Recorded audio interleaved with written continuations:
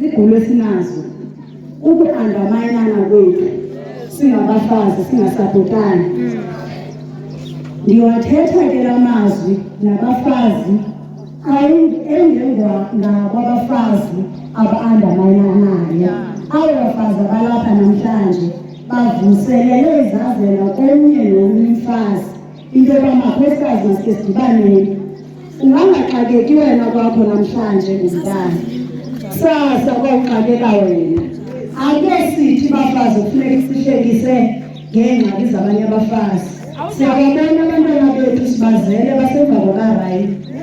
Ayithi loo nto enomntwana ophaya omnye umfazi funeka ehlekise ngaloo nto.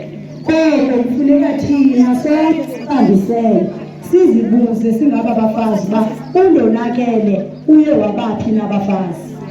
Iyafuna ke enye into bafazi leba singamakhosikazi masizithethe ezi zinto singazifihli. Sijongene neyiphandemikhi singokwangaba bafazi kuhlukunyezwa. Shetha into yomama abasukumayo bazi-involve nesport. Uku-exercise into ebaluleke kakhulu ke kuthi phaya esebeni lezempilo, ngoba kaloku impilo kulapho yonke into eqala khona.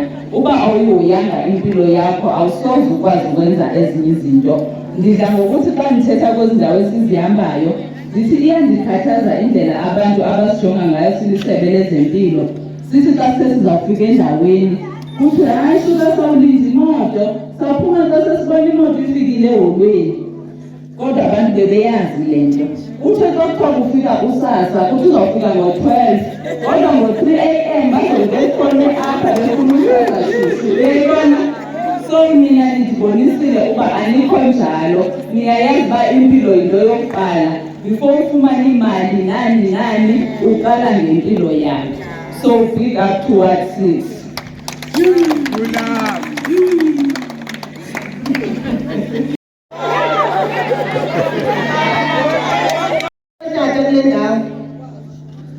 Sit up. Otata nabafana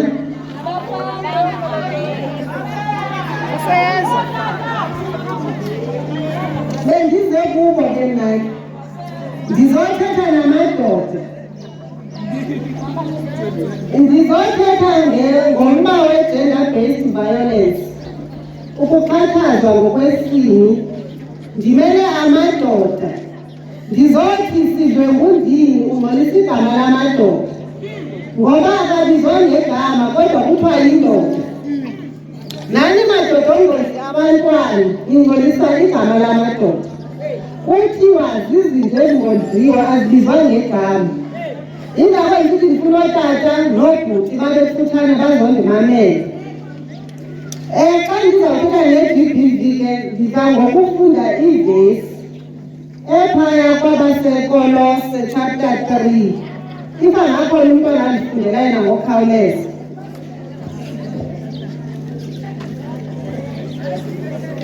Anginabhayibhile. Kodwa noba akho nto lebhayibhile ithi phaya kwabasekolose chapter 3 kuvesi 18, enye ngabafazi wathobeleni awenu amadoda ngokwasenkosini. Azizinto ke ngolahlobo izawufunda ngalo mntu uzozifundela. Kenye namadoda bathandeni abafazi benu, ningabi kukhali kubo. Ihambe ithi ninabantwana bahlonipheni abazali benu. Iqhube yehle phaa kuvesi 21 ithi nani bazali sanuba bukhali ebantwaneni. Igqibile i-gender-based violence ngavesi phaya ku-2 Samuel kuvesi 13 kuchapter 13 verse 3 to 17 sibona phaya u-Amnon udlwengula uyamgxotha uthi makaphume. Uyabuza omnye uba ndiphuma ndiyaphi, uthatha ubuntombi bakhe beyivejini phamara phaa. Then ke ngoku ndize ndizethulile uba mazilikhuphe uthi khuphani ngenkazana. Utata wabo lesithetha ngayo ndithe i-gender-based violence iqala ekhaya. Utata wabo lo orethwa ibrada yakhe Genesis chapter 4, verse 4 10, sibona uAbel noKayini pha zii-brothers ezi. Kodwa ukwazile omnye uvukela omnye ambulala. I-gender-based violence leyi iqala ekhaya iphume ngaphandle esitratweni. I-gender-based violence ke ayenziwa ngabantu esingabazi njengoba sendizamile ukuhlomla kwezo scriptures, yenziwa ngaba bantu sihlala nabo.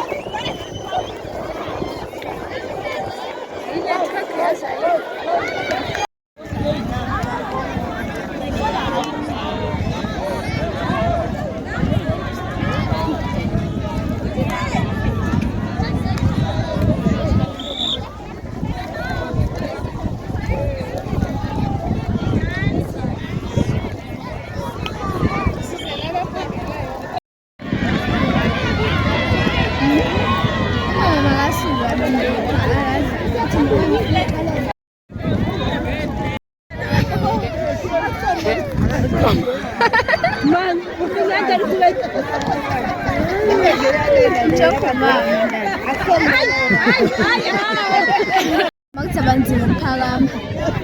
Yepha tata. Enqaleni. Hey. Yeba yayileka.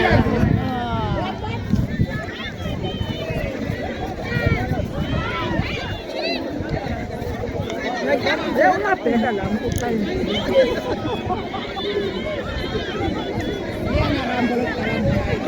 Yani, ayisali bila amathaplayo. Ha, umshobe kanje mama. Yabona ukwazi. Awuthethe inyawo. Wade wayithola. Wayithola baba. Scratch, where's scratch? Yeah, au. Wade wayithatha.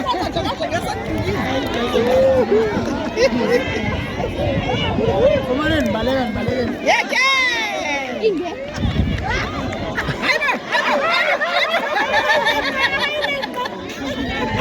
Sile uzodwa. Aya santu. Uthe kanti sibabanga ngayiba kodwa ngesiyabo sasibaqalisa komoyo.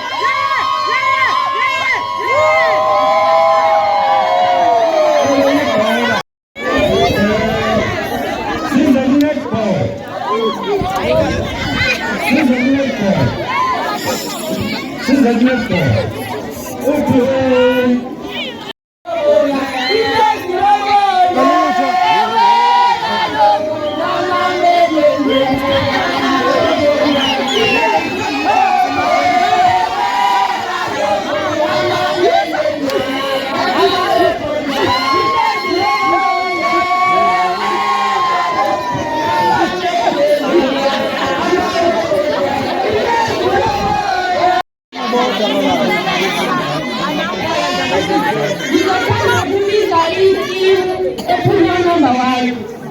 Yona le yakho. Yona le itimu yakho.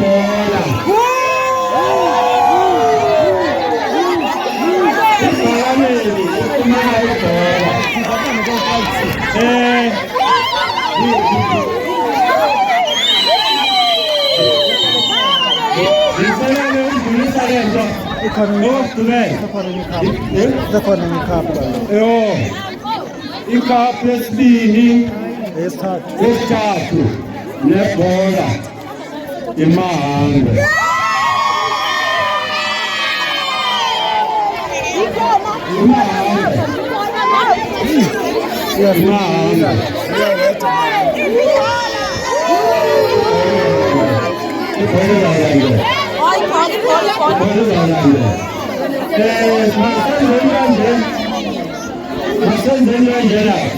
Sendiyakubelisa kwezi khaphu eziwiniwe namhlanje, siyaqhubeka, siyaqhakeza, siyayilanda ikhaphu nabayilangile bazayilanda, siyayilanda, siyajikeleza, asimanga. Ngicela umbikela bebephansi asibulele kakhulu. Le tournament beyenzelwe ogogo. Now silapha sonke kuba sizosapota ogogo. From now ukuya phambili ke asiyekanga njengoba sekuthiwe, sisaqhubeka nogogo, kanti sisenza ukuqhubeka nabantwana, osisi bobuthi. Kuba into esiyifunayo apha ekwadini, niyayikhumbula iwadi yethu ukuthi ilidinwe ngobugebengu. Nawe sizama njengoba ukuthi asifuni kuphinde emva ngoku, asifuni kuphinde kusebenzile, kodwa sifuna iwadi yethu, iwadi 6 aziwe ngezinto ezintsha. Zingathi mazivela kothathi nomabhunga kuyinfoma kuvele kuthiwe kubulewe umuntu okanye kuretshe umuntu, asisazifuni lezo zinto. Now njengoba sisenze ezi zinto senze bake ngokungasiyeni phambili ngezinto ezinhle ewadini lethu.